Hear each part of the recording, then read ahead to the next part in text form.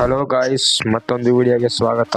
ಈ ಒಂದು ವಿಡಿಯೋದಲ್ಲಿ ಓಂ ಶಕ್ತಿ ದೇವಸ್ಥಾನದ ಮಹತ್ವವನ್ನು ನೋಡೋಣ. ಈ ಒಂದು ದೇವಸ್ಥಾನ ಬಂದು ಸರಿಯಾಗಿ 59 ವರ್ಷಗಳಾಗಿದೆ. ಯಾವುದೇ ರೀತಿಯ ಅವತಾರವಿಲ್ಲದೆ ಸ್ವಯಂಭುಲಿಂಗವಾಗಿ ಪ್ರತಿಷ್ಠೆಗೊಂಡವಳು ತಾಯಿ ಆದಿಪರಾಶಕ್ತಿ. ಈ ದೇವಸ್ಥಾನದಲ್ಲಿ 21 ಜನ ಸ್ವಾಮಿಗಳು ಜೀವ ಸಮಾಧಿಯಾಗಿ ತಾಣಗೊಂಡಿದ್ದಾರೆ. ಈ ದೇವಸ್ಥಾನದಲ್ಲಿ ಯಾರು ಬೇಕಾದರೂ ದೇವರಿಗೆ ಪೂಜೆ ಸಲ್ಲಿಸಬಹುದು. ಶಬರಿಮಲೆಯಲ್ಲಿ ಅಯ್ಯಪ್ಪನಿಗೆ ಹೇಗೆ ಮಾಲೆ ಧರಿಸಿ ಇರುಮುಡಿ ಕಟ್ಟುತ್ತಾರೋ ಅದೇ ರೀತಿ ಮೇಲ್ಮರುತ್ತೂರಿನಲ್ಲಿ ಅಮ್ಮನಿಗೆ ಮಾಲೆ ಧರಿಸಿ ಇರುಮುಡಿ ಕಟ್ಟುತ್ತಾರೆ. 1960ರಲ್ಲಿ ಈ ಅಮ್ಮ ಕೂತಿರುವ ಜಾಗದಲ್ಲಿ ಬೇರೆ ಒಂದೇ ಒಂದು ಬೇವಿನ ಮರ ಇತ್ತು.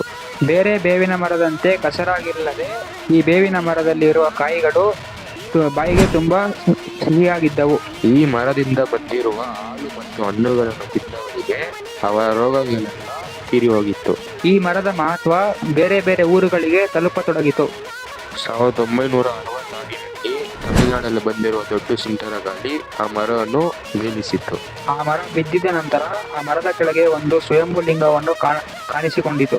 ಈ ಸ್ವಯಂಭುಲಿಂಗವನ್ನು ಈ ಊರ ಮಕ್ಕಳು ಒಂದು ಚಿಕ್ಕ ಗುಡಿಸಲಲ್ಲಿ ಇಕ್ಕಿ ಪೂಜೆ ಮಾಡಿಸಿದರು. ಈ ದೇವಸ್ಥಾನದಲ್ಲಿ ದೇವರ ಸನ್ನಿಧಿಯಲ್ಲಿ ಹೆಣ್ಣು ಮಕ್ಕಳಿಗೆ ಪೂಜೆ ಸಲ್ಲಿಸಲು ಬಂಗಾರ ಅಡಿಗಲಾರ್ ಅನುಮತಿ ನೀಡಿದ್ದಾರೆ.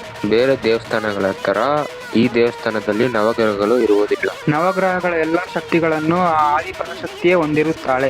ಇದೇ ರೀತಿ ಬೇರೆ ದೇವರು ಬಗ್ಗೆ ಜಲ್ದಿ ತಿಳಿಯಬೇಕೆಂದರೆ ಈ ಚಾನೆಲ್ ಅನ್ನು ಸಬ್ಸ್ಕ್ರೈಬ್ ಮಾಡಿ, ಕಮೆಂಟ್ ಮಾಡಿರಿ, ಲೈಕ್ ಮಾಡಿ, ಶೇರ್ ಮಾಡಿ. ಮತ್ತೊಂದು ವಿಡಿಯೋದಾಗ ಸಿಗೋಣ. Thanks for watching. ಕಂದನ್ ಬೈ.